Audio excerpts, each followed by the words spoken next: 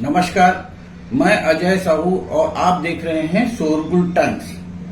छत्तीसगढ़ स्वामी विवेकानंद तकनीकी विश्वविद्यालय ने शुक्रवार को शहीद नंद कुमार पटेल विश्वविद्यालय रायगढ़ और राष्ट्रीय इलेक्ट्रॉनिक्स व सूचना प्रौद्योगिकी संस्थान नई दिल्ली से अलग अलग अनुबंध किया।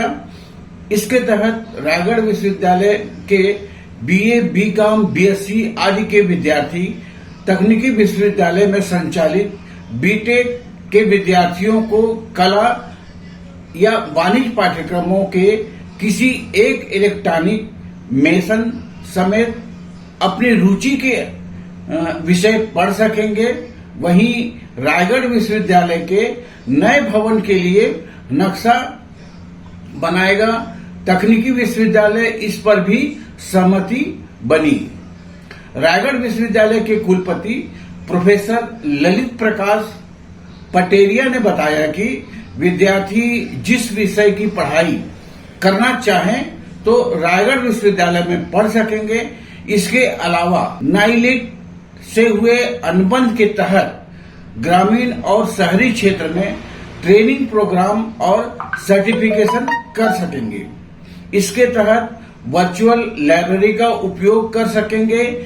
इसमें शिक्षकों, विद्यार्थियों और समाज के विभिन्न वर्गों के लोगों को प्रशिक्षण दिया जाएगा। अनुबंध पत्र पर तकनीकी विश्वविद्यालय की ओर से डॉक्टर के वर्मा, रायगढ़ विश्वविद्यालय के कुलपति रोहित आर्य ने हस्ताक्षर किए। नाइलिट के साथ ऑनलाइन मोड पर अनुबंध की कार्रवाई हुई।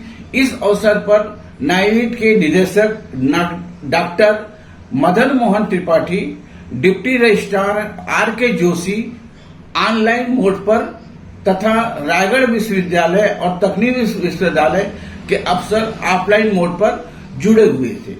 इस अनुबंध कार्यक्रम को शोरगुल टाइम्स ने अपने वीडियो में कवर किया है। आप देखें और इस चैनल को सब्सक्राइब करते हुए इस वीडियो को लाइक करना ना भूलें। नमस्कार, धन्यवाद। आज का जो एमओयू हुआ है, 2 एमओयू हुए हैं। एक तो हमारा हुआ है शहीद नंद कुमार पटेल विश्वविद्यालय रायगढ़, जो हमारे छत्तीसगढ़ का ही है, उस विश्वविद्यालय से। और जैसे आपको मालूम है कि वहाँ के माननीय कुलपति महोदय डॉक्टर ललित प्रकाश पटेरिया जी हमारे साथ ही हैं। और दूसरा एमओयू हुआ है नेलिट के साथ में, national institute of electronics and information technology, जो कि भारत सरकार का उपक्रम है।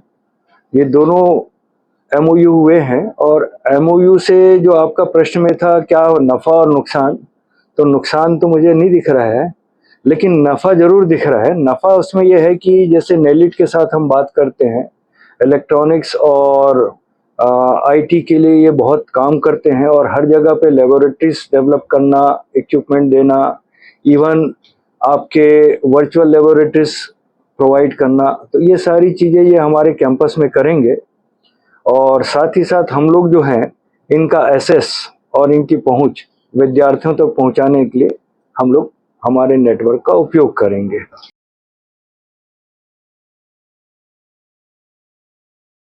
पिछड़ते जा रहे हैं ऐसा तो नहीं बोलूंगा मैं थोड़ा इसको सकारात्मक रूप में देखता हूं। जैसे इस विश्वविद्यालय की उम्र 17 साल हुई है, दूसरे विश्वविद्यालय जिनका फर्स्ट रैंक है, सेकंड रैंक है, ऐसे जो रैंक है अंदर के, उनकी उम्र देखिए वो 50 साल से अधिक है। मैच्योर्ड होकर के सिस्टम को एस्टेब्लिश होना, इसमें सरकार की तरफ से जो इंफ्रास्ट्रक्चर से लेकर के कोर्सेस और टीचर्स और लेबोरेटरीज, इन तीनों चीज़ों का कंपोनेंट धीरे धीरे आता है।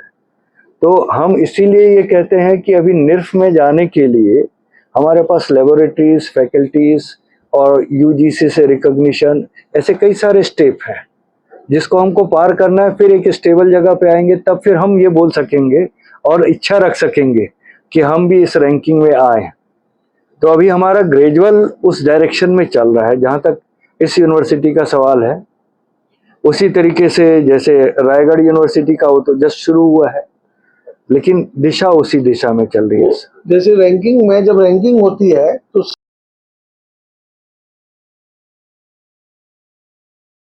सरकार ने अभी केवल लीड कॉलेजेस में लागू किया है और इस वर्ष से हम लोग उसको फर्स्ट ईयर में इम्प्लीमेंट करना शुरू कर रहे हैं। ठीक है। तो जैसे जैसे ये बढ़ेगी आगे वैसे वैसे हमारा कार्यक्रम भी बढ़ेगा। तो मतलब ये जो नया सत्र है जो 23-24 से शुरू होगा जी, इसमें जो बच्चे फर्स्ट ईयर में जो आएंगे, हाँ, या यूँ कहें कि टेक्निकल इंस्टीट्यूट बीटेक में जो बिल्कुल बिल्कुल ऐसा ही कुछ है कि जिसको जो चाहिएगा वो ले सकता है। ये फ्लेक्सिबल प्लेटफॉर्म हम लोग लाएंगे कि जो हमारे रायगढ़ यूनिवर्सिटी में जो चीज़ें हैं वो हमारे बच्चों को यदि चाहिए तो वहाँ का क्रेडिट ट्रांसफ़र और वहाँ का कोर्स पढ़ना उसी तरीके से हमारे यहाँ का चाहिए।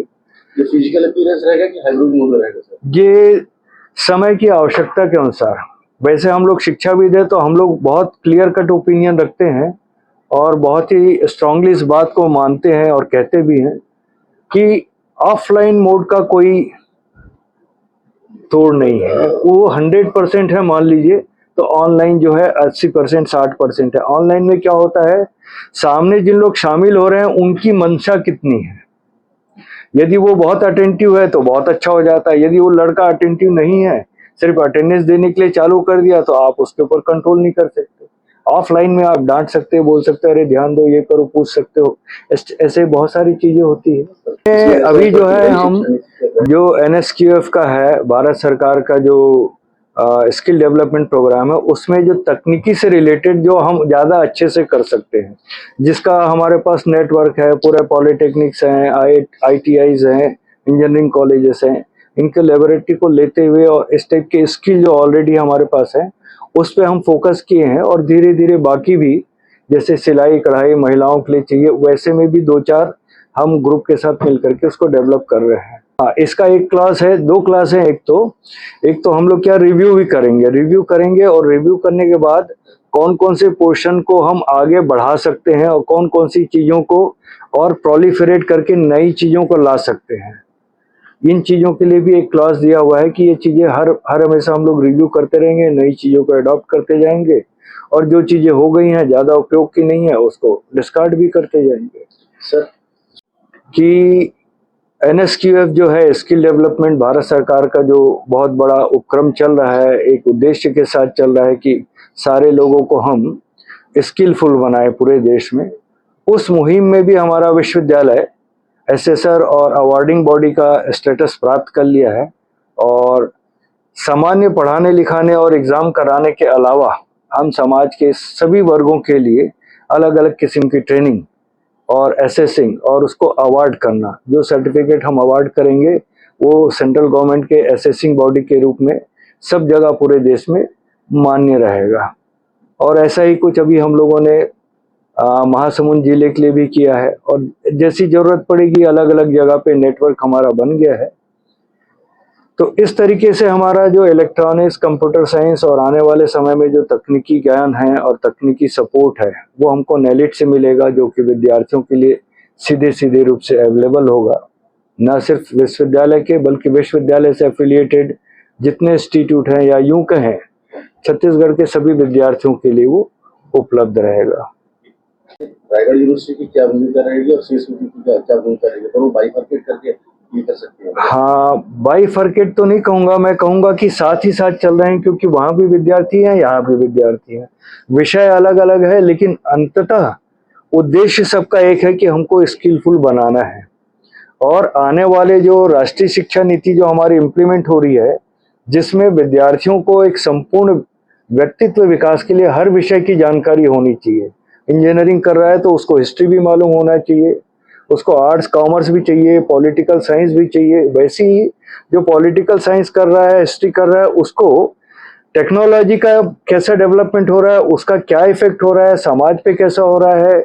और इसी तरीके से जो पॉलिटिकल साइंस में युद्ध जैसे हो रहे हैं, आप लोगों को यूक्रेन वगैरह का मालूम है, तो ये तकनीकी का कितना खतरनाक तरीके से उपयोग हो रहा है, ये उपयोग कैसे हो सकता है, समाज कैसे बदल सकता है, देश और इन लोगों को चलाने के लिए ये चीज़ें कैसे सपोर्ट कर सकती हैं या तकलीफ दे सकती है, ये सारी चीज़ों की जानकारी जब मिल करके करेंगे और एक दूसरे का कोर्स एक दूसरे के साथ क्रेडिट ट्रांसफर करके लेंगे तो ये चीजें संपूर्णता के रूप में क्या इसमें ऐसा कह आएगी। सकते हैं मतलब कि